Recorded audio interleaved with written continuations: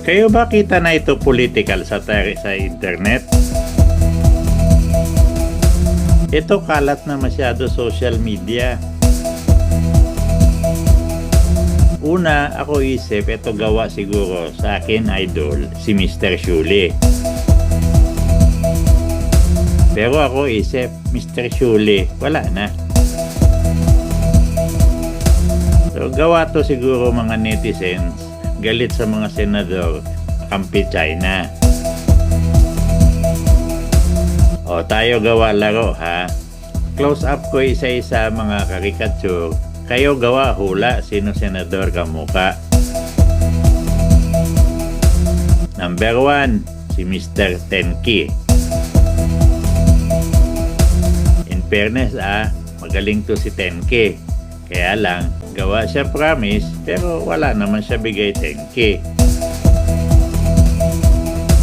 Number 2, si Bing Balim. Eto Miss Lim, ganda babae ha, talino pa. Sayang, di alam saan bakod niya gusto. Number 3, si Mr. Tago. Kung laro tago-tago, sigurado hirap manalo versus eto Mr. Go. Baka suot siya wig, naloko na. Number 4, si Mr. Kilay. Pansin nyo, ganda na kilay ni Mr. Lai. Ganda na siya lalaki, bagay sa ganda babae. Number 5, dali lang hula siya kasi lahi Chinese. Pangalan si Mr. Alalay. Ito si Mr. Lai ha, masyado swerte. Alalay noon, senador ngayon, gusto pa presidente. Number 6, si Mr. C. Mangot. Ako taka kasi hindi siya tawa. Lagi si Mangot, ito si Mr. C. Palagi pa siya away. Number 7, si Miss Babali. Si Miss Lee, kilala galing maniobra ha. Sayang mga manok niya bigla away, sira plano Vice President 2028. Sunod, number 8, si Mr. C. Lee. Siya ang hang pero labuyo ha. Pero Mr. Lee hindi pinsan Bruce Lee. Sila pareho lang action star. Last but not the least, si Mr. Mai Kasu. Mr. Su, sabi masyado bilib sa iyo ha. Dami ka kaso, pero lagi ka lusot. Sana turo ka sa amin paano lusot kaso.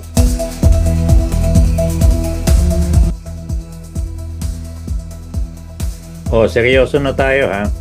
Kung nabibiro ng ganyan ng ating mga netizens, ang mga minority senators, yung tinatawag din ng mga pro-Duterte senators, ngayon tinatawag na ng mga pro-China senators, hindi din nila masisisi ang mga netizens kung mga asar ng ganyan. Masyado rin na po kasing sensitibo ang usaping Philippines versus China. Natatandaan po natin na nung mga 60s to 70s meron na ngang Philippines versus China. Kaya lang, basketball ang pinag-uusapan noon. Bandang mga 80s na, nung nagkaroon ng medyo seryosong alitan ng mga Pilipino at ng mga Chinese. Yun po yung mga panahon na dumadami ng mga negosyanteng Chinese sa Pilipinas. At ang sinasabi nga, kuripot daw magpasahod sa mga empleyadong Pilipino. Pero ang talagang mabigat ay yung nakikita nating hidwaan sa ngayon ng Philippines versus China, yung nangyayari sa West Philippine Sea.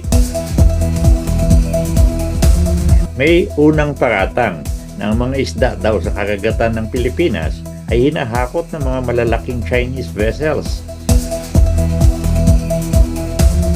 Tapos, sa kahulihan, yung mga nahuling isda sa Pilipinas ay binibenta din sa mga Pilipino.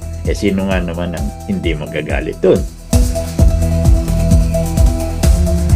Ikalawa, kapag nakikita mo yung artificial islands ng China sa West Philippine Sea, na sinasabing mga base militar na ng China, natural lang na madaming Pilipino ang mangangamba at magagalit.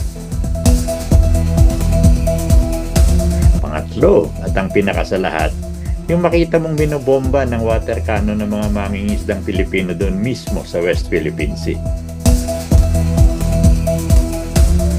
Hindi ba natural lamang na kumulo ang dugo mong Pilipino habang nakikita mo yung mga mangingisdang kapatid mo na binobomba ng mga Chinese na water cannon? Hindi na tayo dapat magtaka kung ang mga Pilipino ay tumitingala sa kanilang mga leader para ipagtanggol sila. Ang inaasahan nila, ipaglalaban sila ng kanilang mga leader. Pero parang hindi ganyan ang nakikita ng mga Pilipino sa mga ilan nating senador. Sana pag-isipang mabuti ito ng mga pro-China bloc instead ng mga minority bloc sa Senado. Hindi pa naman huli ang lahat. O sa mga minority senators natin, advance Happy Chinese New Year sa inyong lahat.